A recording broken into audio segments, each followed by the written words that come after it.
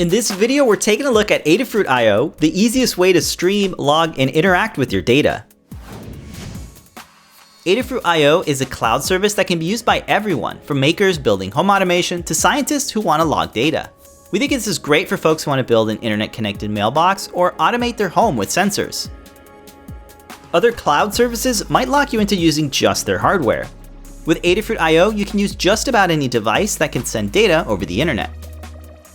With dashboards, you can visually see your data and control your projects from any browser.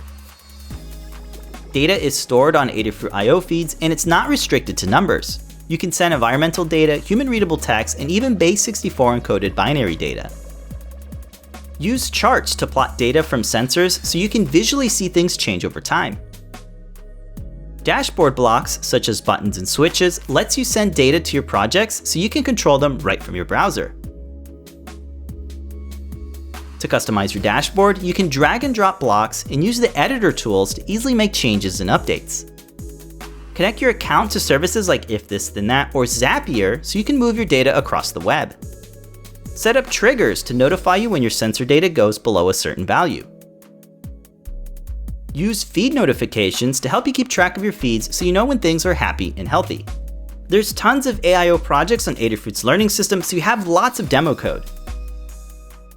Adafruit has client libraries for Arduino, CircuitPython, and support for the Raspberry Pi. There's also really good documentation on using the API.